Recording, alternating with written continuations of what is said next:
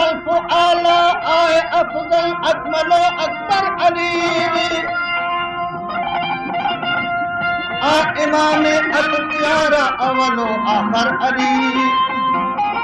के बहादुर बुत शिकन बदरुद्दुजा बूजर जो पीर बा अमल बेमिसल पैगंबर अली ते तवाज़े जी तलब कई ताजदार इनमा ते तवाज़े जी तलब कई है ताजदार इनमा ताबिए अमरो इलाही तार के तकबर अली से सना मौलाज साबित सारे कुरान में ॾिसो सानी सुलेमान जो तवाया सानी सिकंदर अली जीम जंग जो पहलवान जाई जनाबे मुस्तफा जंग जो तुजार भर में जहां जाबर अली इमाम मोहम्मद हैदर करार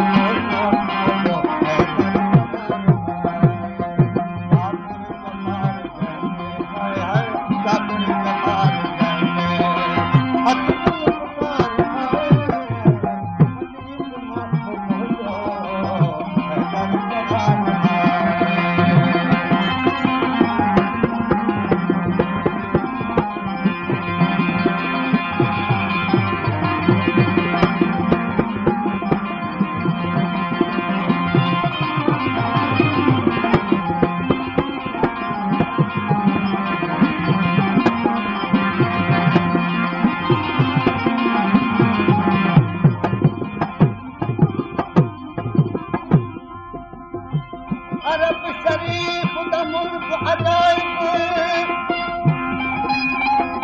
अरब शरीफ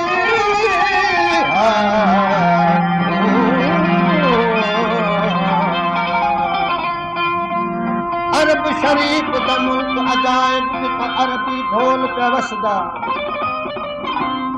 दिल्ली अरबी यार पुकारे जिवे आवाज जरसदा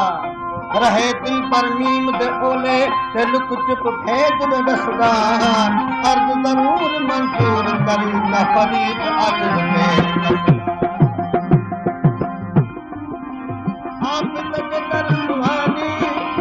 बाबर छगे न खाली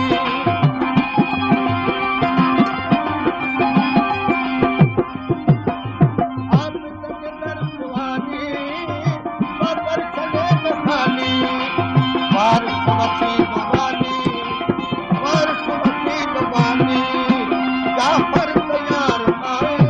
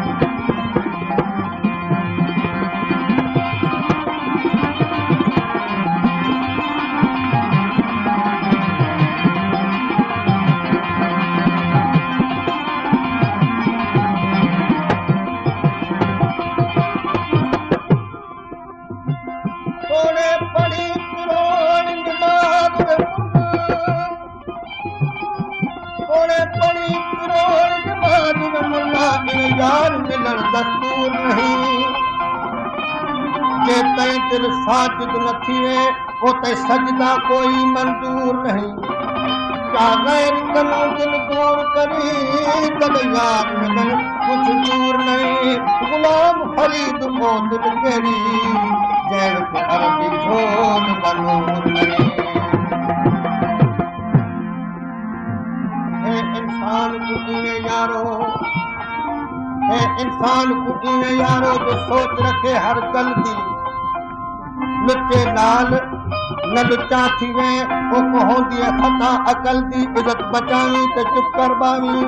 कल न आखी बलदी गुलाम फरीद कुत्ते लगा दरिया पलीत न थी वो होंदी तस्वीर असल दी